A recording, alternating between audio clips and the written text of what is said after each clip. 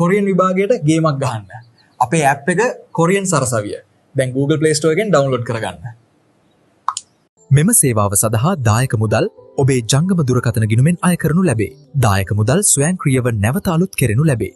iBoon කියලා පිළිගන්න අදත් ඔයා මගේ YouTube channel එකට ඉතින් හරි අදත් ගෙනත් තියෙන ඕගොල්ලන්ට ගොඩක් වටින වීඩියෝ ගම් මේකේ වටින වීඩියෝ ඉස්සරහටත් බලා ගන්න ඕන නම් YouTube channel එක subscribe කරලා එකතු වෙන කියන ගාම අද වීඩියෝ මොකක්ද කියලා මම ඔයාලට කියන්නම්. අද වීඩියෝ වලට එනත් තියෙන්නේ කොරියන් විභාගයට ගේමක් ගහන්න කොරියන් සරසවිය app එක කියලා දා වීඩියෝ එක ගෑලා තියෙන්නේ. ඉතින් වීඩියෝ ඩනල පොඩි දිහා මතක් කරනවා අනිවාර්යයෙන්ම මේ වීඩියෝ like එකක් දාලා නමතක් කරන්න එපා. මොකද අද like එකෙන් තමයි මේ වීඩියෝ එක වෙන කෙනෙක්ට පෙන්නන්නේ. එහෙනම් අපි අද වීඩියෝ එකට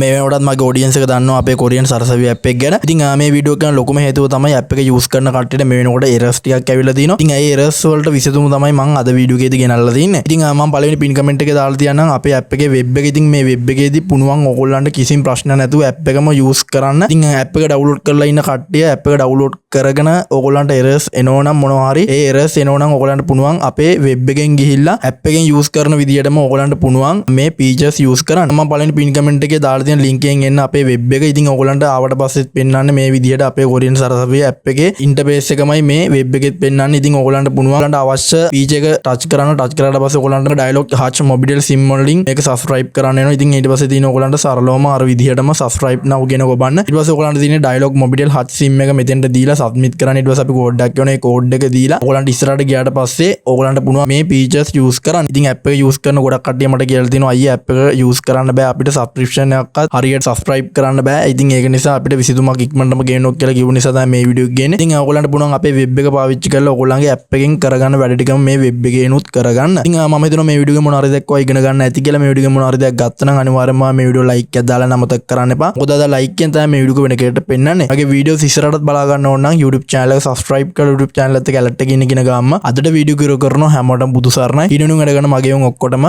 උතුරන්න හරියන්න ඕනේ.